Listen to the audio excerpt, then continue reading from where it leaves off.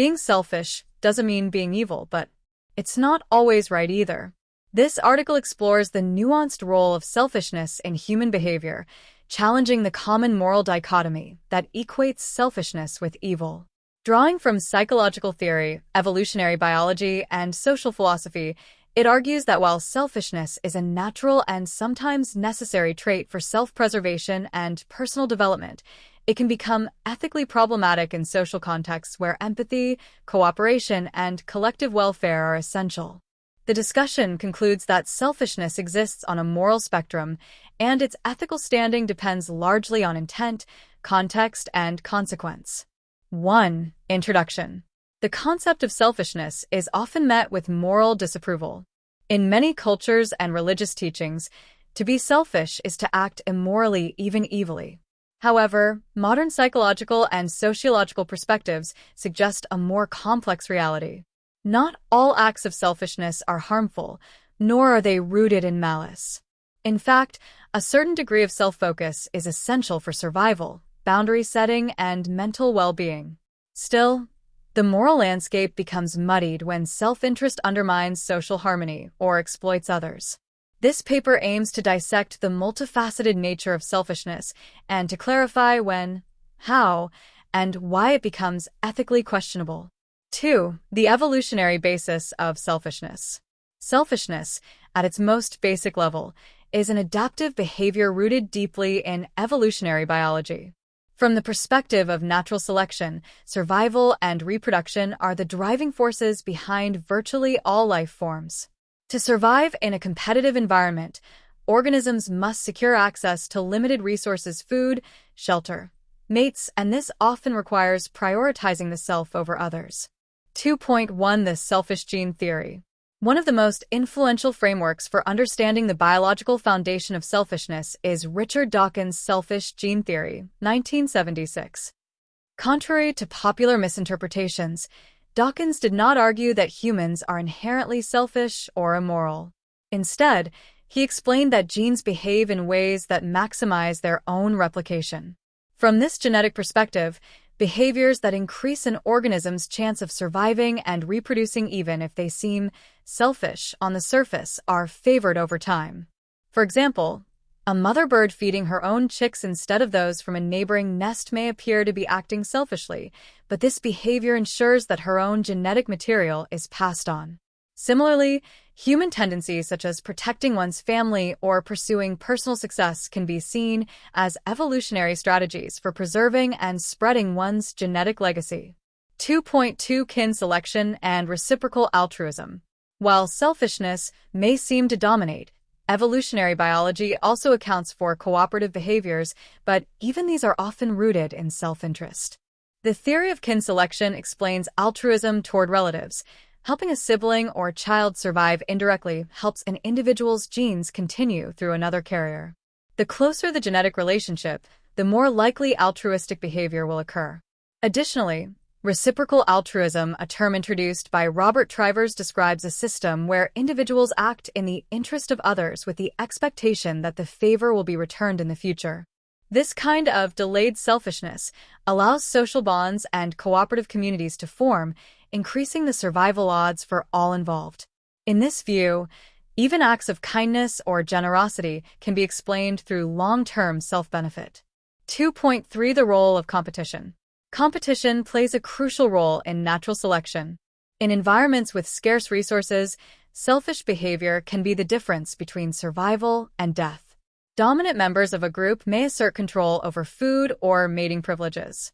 While such behavior may seem morally objectionable from a human ethical standpoint, in the wild it is a mechanism for maintaining strength and ensuring genetic dominance.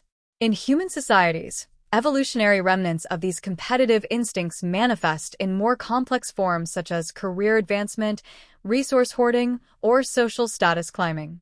These behaviors, while sometimes labeled as selfish, often stem from deep-rooted evolutionary drives to secure stability, security, and future reproductive success.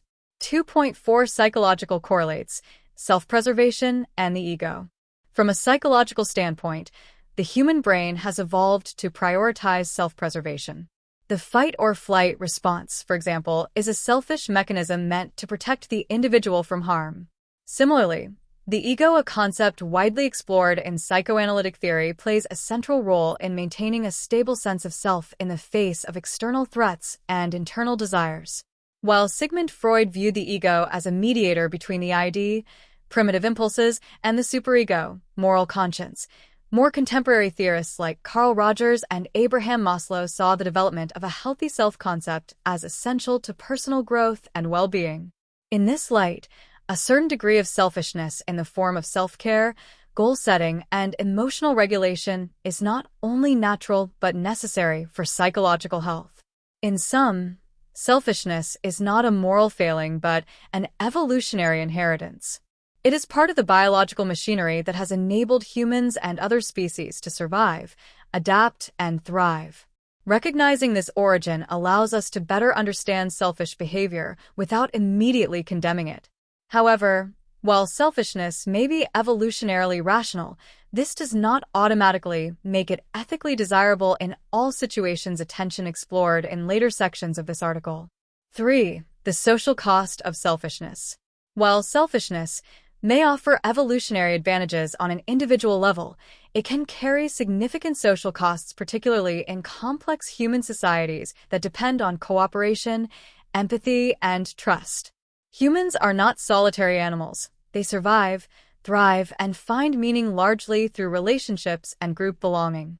When individual self-interest outweighs consideration for others, the resulting behaviors can damage the social fabric, strain relationships, and ultimately lead to isolation or conflict. 3.1 Trust and social cohesion. One of the most immediate social consequences of selfish behavior is the erosion of trust. In any relationship, be it romantic, familial, professional, or communal, trust serves as the foundational glue. Trust implies a belief that others will act in a way that respects mutual interests. However, when someone acts purely out of self-interest, particularly at the expense of others, it creates a sense of betrayal and emotional risk. Research in social psychology has shown that trust, once broken, is difficult to rebuild. Even small acts of selfishness, such as taking credit for another's work, hoarding resources, or failing to reciprocate support, can lead to long-term relational damage. In repeated social interactions, such behaviors breed resentment and encourage others to respond with defensiveness or even retaliation, triggering cycles of mistrust. 3.2 The breakdown of cooperation. Cooperation is a cornerstone of human civilization. Whether in hunter-gatherer tribes or modern corporate teams, coordinated efforts yield greater rewards than isolated individual actions. Game theory models like the prisoner's dilemma show that while selfish choices may offer short-term gains, mutual cooperation produces better outcomes over time. However, if one party consistently acts selfishly, others will eventually follow suit, resulting in mutual loss, a phenomenon known as the tragedy of the commons. This dynamic is visible in numerous societal problems, from environmental degradation, individual overuse of shared resources, to organizational dysfunction, cutthroat competition over collaboration. In essence, selfishness, when unchecked, undermines the very systems of reciprocity and shared responsibility that allow groups to flourish. 3.3 Emotional consequences. Loneliness and disconnection. Beyond practical consequences, chronic selfishness often leads to emotional and psychological isolation. Human beings have a fundamental need to feel seen, valued, and connected. When an individual consistently puts their own needs ahead of others without regard for balance or mutuality, they may experience short-term gratification but long-term loneliness.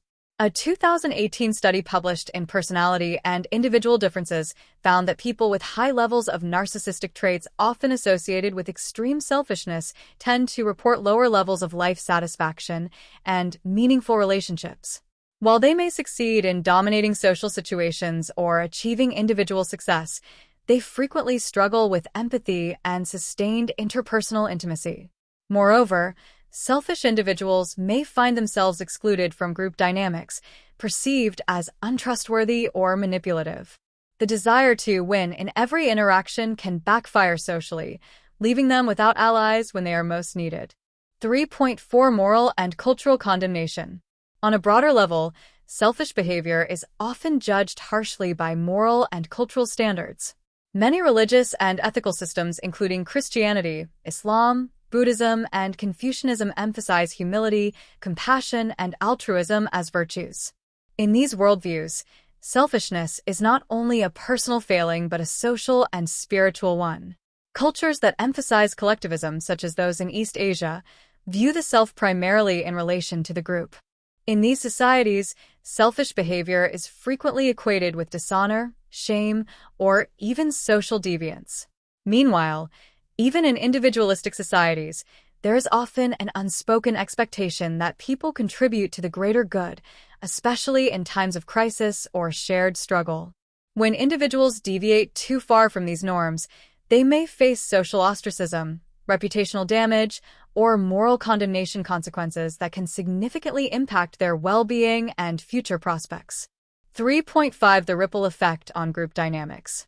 Selfish behavior doesn't just affect direct relationships, it sends ripples through entire communities or organizations. For example, in a workplace setting, if one team member consistently prioritizes personal gain, e.g., withholding information, blaming others, claiming sole credit, it can demoralize colleagues, reduce overall productivity, and create a toxic culture of competition. Group morale often hinges on perceived fairness. When selfishness is rewarded or tolerated, it can incentivize others to abandon cooperative norms. Over time, this deteriorates group cohesion and performance, and may even drive out more collaborative or conscientious individuals. In contrast, environments that discourage selfishness and promote shared success tend to foster greater innovation, trust, and resilience. Selfishness, while evolutionarily rooted and sometimes necessary for individual survival, exacts a steep cost in the social realm. It compromises trust, damages relationships, weakens cooperation, and often leads to emotional and moral consequences that outweigh its immediate benefits. To function effectively in society, individuals must learn to temper their self-interest with empathy, fairness, and mutual respect. The challenge lies not in eliminating selfishness entirely, which is neither possible nor desirable, but in cultivating awareness of when it serves us and when it harms others. 4. Healthy versus harmful selfishness. The concept of selfishness is often painted in black and white terms. Either it is condemned as immoral or justified as necessary. However, in reality, selfishness exists on a spectrum. Not all selfish behavior is harmful.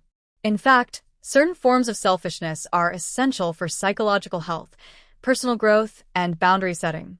The distinction between healthy and harmful selfishness lies in intent, awareness, and impact both on oneself and others. 4.1 Defining healthy selfishness. Healthy selfishness refers to self-directed behaviors that prioritize personal well-being without intentionally harming or disregarding others. It is rooted in self-respect, self-awareness, and a recognition of one's own needs and limits. This kind of selfishness is often proactive rather than reactive, meaning it is motivated by a desire to maintain balance and inner peace rather than by fear, insecurity, or dominance.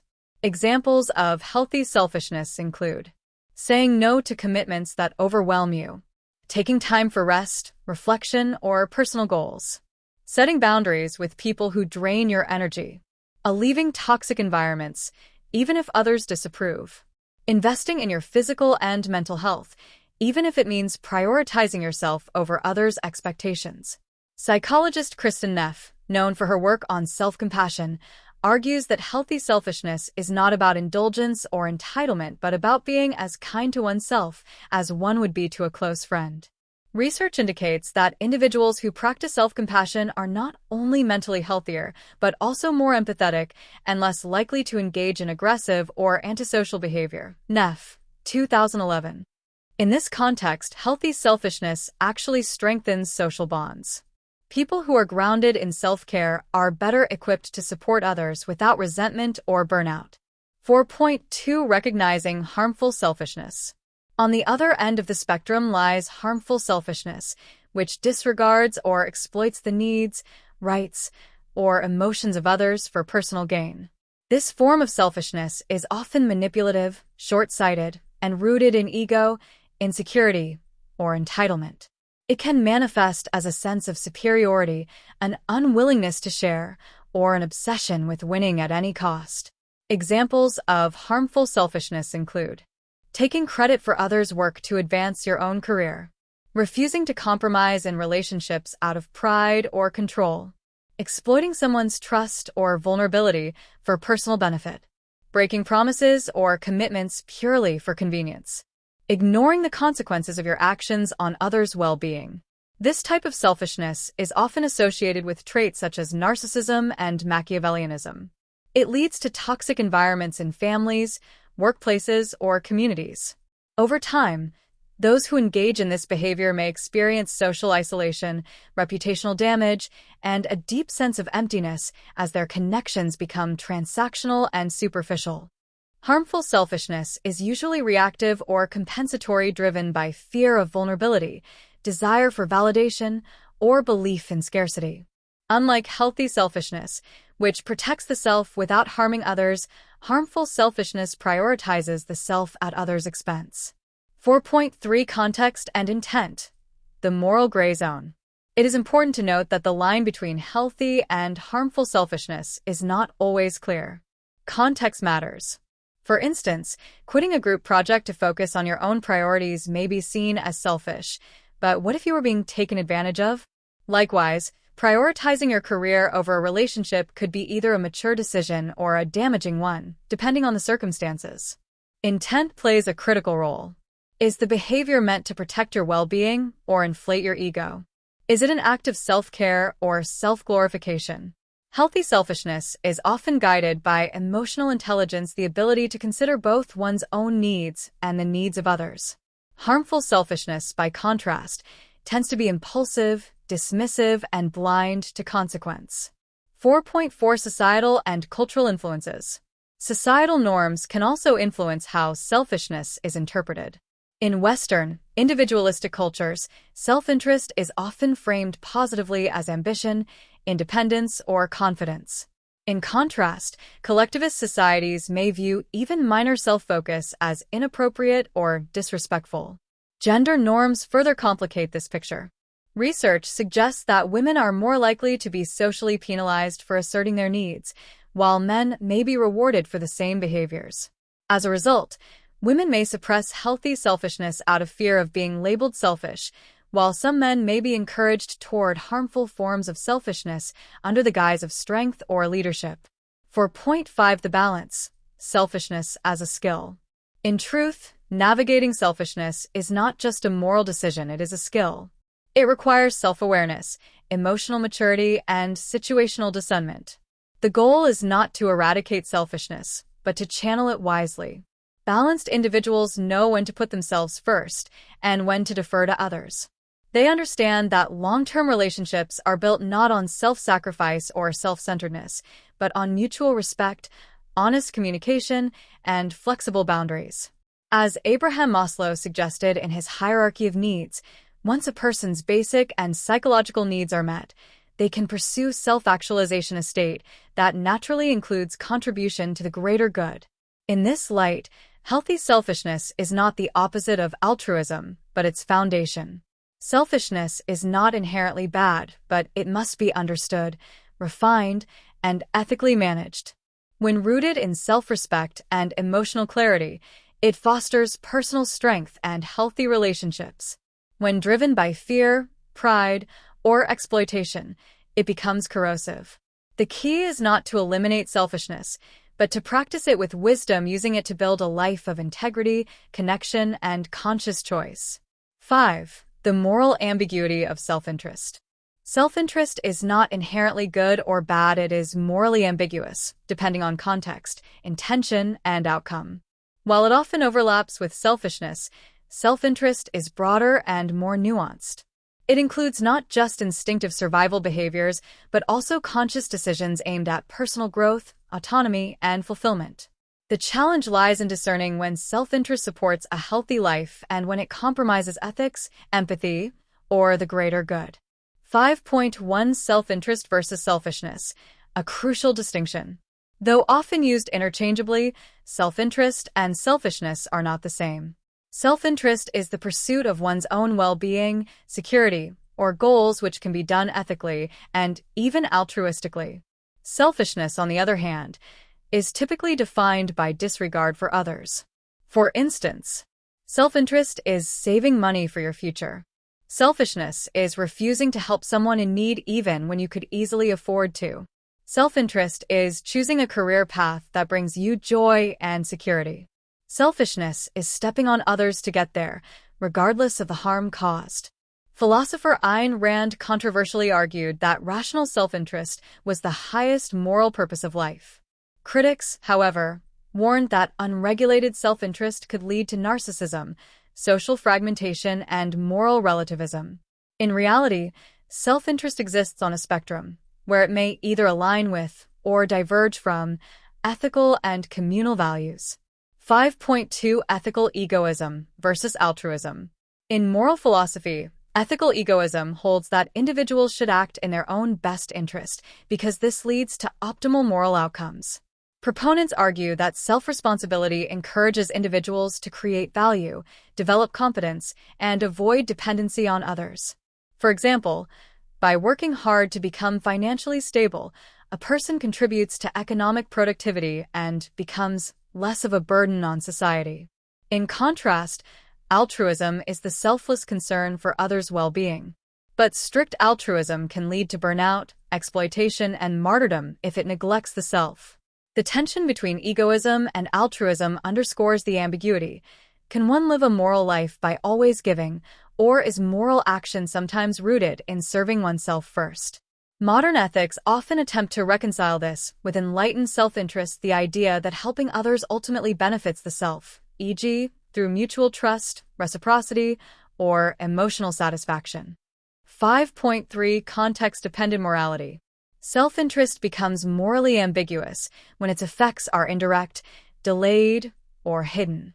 For example, a doctor who charges high fees may be acting out of self-interest, but if they invest that money into research that benefits society, the long-term outcome may be positive. A parent may choose a career advancement that limits their time at home, an act that can be seen as selfish or as a self-interested sacrifice meant to secure a better future for their family. Similarly, in social justice movements, acts of self-interest can have collective benefits. Marginalized individuals fighting for equal rights are often motivated by personal liberation, yet their actions elevate others, creating systemic change. This shows that self-interest is not always exclusionary, it can be expansive and transformative. 5.4 The role of intent and awareness. Intent plays a critical role in evaluating the morality of self-interest. Two individuals might perform the same action, say, donating to charity, but one does so out of genuine concern, while the other does so purely for social recognition. This doesn't necessarily negate the positive impact, but it changes how we morally interpret the act. Moreover, self-deception can cloud awareness. People often justify harmful behavior under the guise of noble self-interest. For example, a leader might claim that hoarding resources is necessary for the group's stability, while actually being driven by greed. As psychologist Jonathan Haidt argues in The Righteous Mind, moral reasoning is often post hoc. People use rationalization to defend instincts they don't fully understand. Moral maturity requires a conscious effort to interrogate our motives, question our narratives, and assess how our self-interest affects others, especially those with less power. 5.5 Balancing self-interest with empathy. Ultimately, moral ambiguity arises when self-interest becomes detached from empathy. Empathy doesn't require self-sacrifice. It requires perspective. It allows us to see how our actions reverberate through others' lives. This is why pro-social behavior, helping others while maintaining self-respect, is the ideal middle ground. It reflects a healthy integration of self-interest and social responsibility. People who adopt this balanced approach are often seen as trustworthy, authentic, and emotionally intelligent. Cultivating this balance means asking, does my decision uplift only me, or does it also benefit others? Am I acting out of fear, ego, or growth? Can I pursue my goals without violating the dignity or rights of others? When self-interest is pursued with awareness, empathy, and integrity, it becomes not just morally defensible, but morally inspiring. Conclusion to Section 5. Self-interest is not inherently virtuous or evil. It is a morally complex force that can drive both great harm and great good.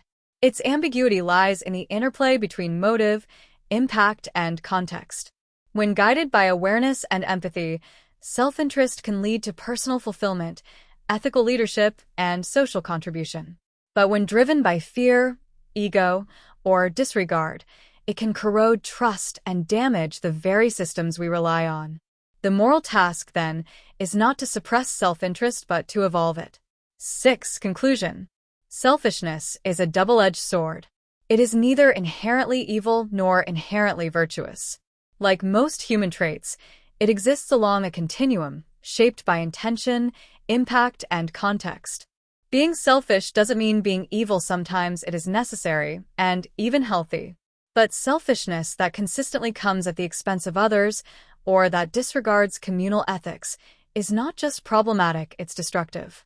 Understanding the difference between self-care and self-centeredness is crucial in navigating both personal development and ethical living. We must learn to balance our needs with those of others, aiming not for martyrdom nor for narcissism, but for a thoughtful equilibrium. Thanks for watching Egopedia, where understanding yourself is the first step to understanding the world. Until next time, stay curious and stay true.